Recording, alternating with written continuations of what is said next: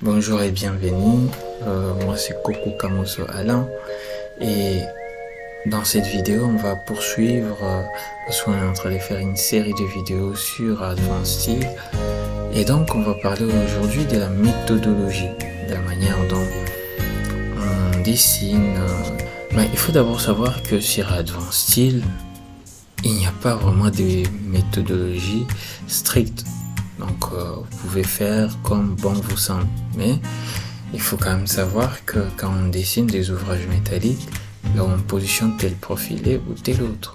Il faut orienter les profilés, tout ça. Donc c'est sur ça que va porter cette vidéo. Alors, il y a plusieurs manières. D'ailleurs, directement, je vais commencer par prendre un rectangle. Et je vais faire un rectangle, je fais clic droit, rectangle, je viens me positionner n'importe où, clic droit. Je spécifie, je vais prendre sur 6 mètres. Tabulation, 12 mètres. J'ai déjà une esquisse de base pour commencer mon dessin. Donc ça, c'est un avantage. Et je peux dire même que non, je peux modifier, je vais ajouter une ligne ici, je peux dire que même je vais faire un cercle ici. Donc je suis libre, ce sont des outils, des dessins comme dans AutoCAD. Et donc là je peux orienter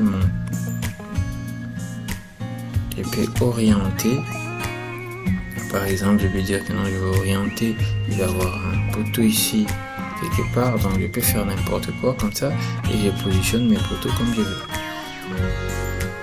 Vous voyez que ça demande beaucoup de dessin. Je vous dis quand même que ça peut être intéressant, mais parfois il faut pas trop utiliser vu qu'on a déjà un outil gris ici. Et l'outil gris des constructions, c'est un outil qui est très pratique. Il est rectangulaire ici, mais on peut avoir d'autres formes. Si on entre dans objet, on peut voir que ici au début on a l'outil gris et on a plusieurs formes de gris.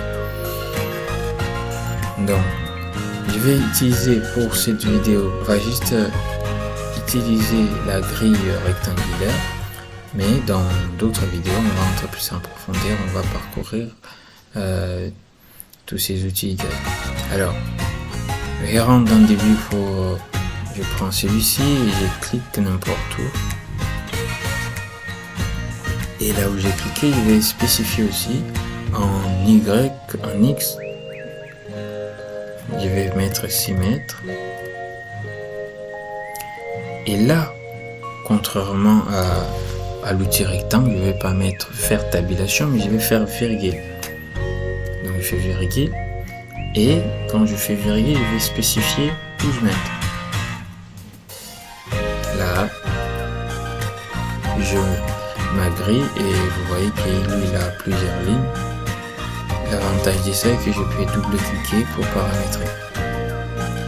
Et quand je double-clique, je peux changer. Je peux dire que suivant un X, je vais avoir sur notre ligne. Je positionne ça comme il faut. Et je peux aussi changer de l'autre côté. J'ai dit que non. Ce côté-ci aussi, je vais 3 aussi ou 2. Ça dépend, je vais mettre 2. Donc voilà. C'est très facile à paramétrer. Et l'autre avantage que je n'ai pas encore dit est que quand vous faites des esquisses comme ça, après quand on va générer les plans,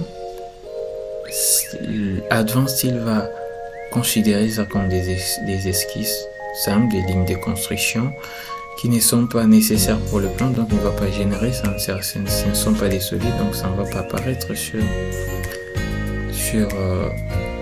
le plan. Alors que notre grille de construction, lui, sera considéré comme une grille de construction, une implantation, je ne sais pas, comme vous voulez, appelez ça comme vous voulez, et sera bel et bien visible sur le plan.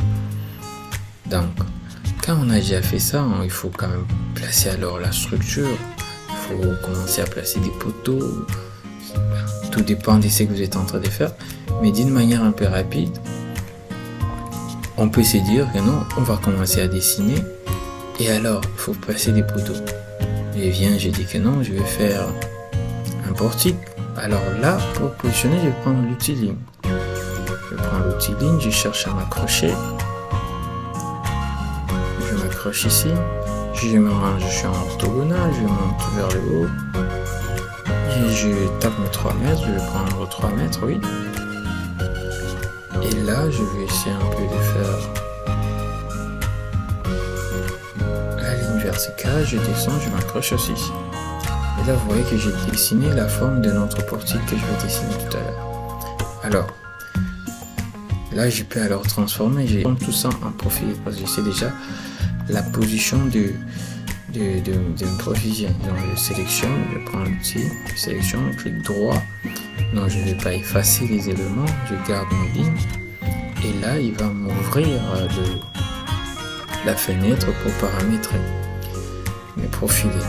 Alors, je regarde, je vois que mes poteaux, ça va. Mais je dis que non, ici, je peux roter mes poteaux, je peux roter tout l'ensemble. Donc, vous voyez, je peux changer le profilé. D'ailleurs, le profilé, je vais changer, je vais prendre 300, un HB. Je vais prendre HB de 200 quelque chose, je vais prendre 260. Je vais roter ça comme ça et je vois que non, la position me va, mais pour la poutre, c'est pas intéressant. Donc je vais faire, parce que là, je venais de commencer, donc ça modifier tout ce que je venais de positionner. Donc, je vais double-cliquer sur ma poutre et là, il va ouvrir encore la fenêtre pour que je puisse reparamétrer la poutre. Et donc, je vais rentrer en IP Edit, je vais prendre IP de 270, je vais positionner ça correctement, je vais roter ça et j'ai fait descendre ça un peu à partir d'ici. Ok, c'est bon. Et donc vous voyez que j'ai rapidement positionné tout ce qu'il faut pour faire mon portique. Mais il y a une autre manière de le faire, sans pour autant dessiner, sans pour autant faire des esquisses, parce que ça prend le temps et tout ça. C'est aussi possible. Je peux venir sur l'outil profiler en I, je clique et bien je me positionne, clic droit, j'oriente très bien, je spécifie la longueur, je dis la hauteur, je dis ça aura une longueur de 3 mètres et il s'est bien positionné. Je viens ici aussi, je fais aussi 3 mètres. Ici aussi positionné. Et vous voyez, ici aussi, je vais paramétrer le poteau. Je vais venir ici. Je vais tourner mes poteaux. Non, je vais les laisser comme ça. Je vais laisser mes poteaux orientés comme ça. Et je vais paramétrer ça. Je vais juste changer ça en... Je vais mettre ça en HB. HB des 260, c'est que j'ai pris de l'autre côté et vous voyez j'ai mes poteaux, mais je peux pas, mais l'outil là peut aussi me permettre à positionner aussi des poutres. Je peux faire des poutres avec, je vais cliquer, je vais faire une poutre qui commence par exemple ici et qui vient s'arrêter ici. Vous voyez que là c'est la direction, vous voyez la direction, donc en fonction de la manière dont je m'oriente, j'ai la direction de mon profil. Donc je vais m'accrocher ici et directement j'ai un profilé. Et vous voyez que l'outil est resté. L'outil est resté. Je peux venir mettre un autre profilé ici, mais je veux pas. Donc pour sortir, soit je fais espace, échappe ou entrée. Donc je vais faire entrée. Et là, je vais paramétrer ma poutre. Et pour paramétrer ma poutre, je vais mettre ça en IPE. Et là, on a pris un IPE de 270. C'était ça le profilé et j'ai fait descendre aussi. Avec que on a fait la même chose de deux manières différentes. Bien sûr que ça, on peut encore toujours roter, vous l'avez déjà vu, comment est-ce qu'on rote le profil. Donc c'est un peu ça, on peut continuer à faire positionner des poutres à gauche à droite et faire notre charpente, notre structure métallique aisément. C'est un peu ça pour se lancer rapidement sur Advanced Steel. Merci beaucoup pour votre attention. La prochaine vidéo va porter sur les assemblages.